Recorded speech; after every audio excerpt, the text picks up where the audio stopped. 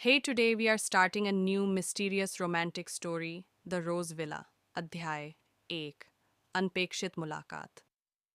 दिसंबर की ठंडी शाम थी। शिमला की पहाड़ियों में रोज विला खड़ी थी, घने जंगलों और हल्की बर्फ से ढकी।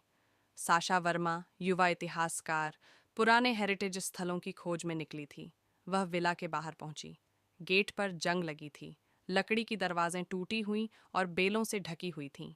साशा ने हाथ सलाखों पर रखा और भीतर झांका। रोज विला, पीछे से आवाज आई। वह पलटी और देखा। एक लंबा आदमी खड़ा था। सफेद शर्ट, आस्तीनें मोड़ी हुई, बाल हल्के बिखरे और आंखों में गहरी क्यूरियोसिटी। माफ कीजिए, मैं अंदर नहीं जाना चाहती थी, साशा बोली। वह मुस्कुराया।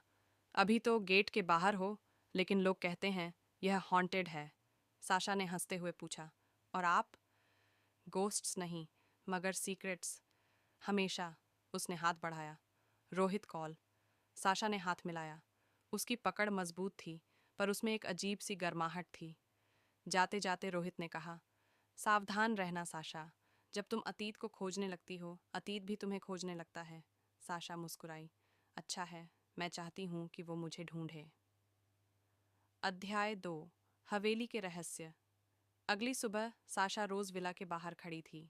उसके हाथ में डायरी और नोट्स थे। लगता है ये जगह तुम्हें चैन से सोने नहीं दे रही, रोहित पीछे से आया। यह हवेली कोई कहानी छुपा रही है, और मुझे वह कहानी चाहिए, साशा बोली। दोनों अंदर गए। हवेली की साइलेंस और ठंडी हवा ने उनका स्वागत किया। धूल जमी थी, फर्श चरमराहट कर रहा था, मगर दीवारों पर पुराने पोर्ट्रेट्स अब भी इंटैक्ट थे। साशा ने धीरे से तस्वीरों को देखा। उसे लगा जैसे उनकी आंखें उसे पहचान रही हों।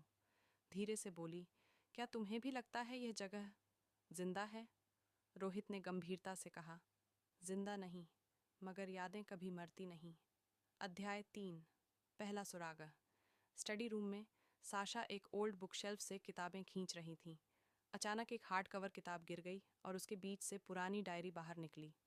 साशा ने उत्सुकता से पन्ने खोले। कुछ पन्नों पर खाली जगह, कुछ पर फेडेड इंक में लेख। हर पन्ना छोटी छोटी एंट्रीज से भरा था, जो धीरे धीरे राज का संकेत दे रही थीं। रोहित ने देखा और मुस्कुराया। लगता है यह हमारी खोज का पहला क्लू है। साशा ने उसकी ओर देखा और दोनों की आंखें कुछ देर के लिए मिल गईं। उस पल सिर्फ मिस्ट्री नहीं, एक अजीब सी नज़दीकी भी बन रही थी। अध्याय 4 नज़दीकियां। विला की खोज के दौरान उनके बीच धीरे धीरे क्लोजनेस बढ़ रही थी। जब रोहित किसी भारी दरवाजे को पुश करता, साशा उसके साथ हाथ लगाकर हेल्प करती। कई बार उनकी उंगलियां हल्की सी छू जातीं और दोनों चोरी छिपे ग्लांस कर लेते। जब साशा पुराने तस्वीरों की धूल झाड़ती, धूल उसकी आंखों में चली जाती। रोहित तुरंत पास आकर हवा फूंक देता ताकि धूल निकल जाए। उनकी आंखें मिलतीं और हल्की मुस्कान उनके चेहरों पर आ जाती। छोटी छोटी मदद, चोरी छुपे ग्लांस और बिना कहे महसूस की गई नज़दीकियां। धीरे धीरे उनका रिश्ता बन रही थी।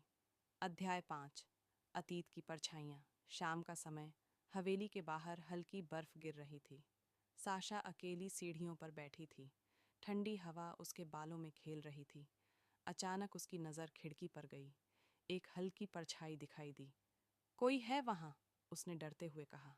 रोहित तुरंत आया, मगर खिड़की में कुछ नहीं था। धीमी आवाज़ में रोहित बोला, शायद अतीत हमें देख रहा है। साशा ने उसकी आंखों में देखा। डर नहीं, बस क्यूरियोसिटी और एक अनकहा आकर्षण। शायद रोज विला सिर्फ रहस्य ही नहीं, बल्कि प्यार भी छुपाए बैठी थी। Please subscribe and comment for next part.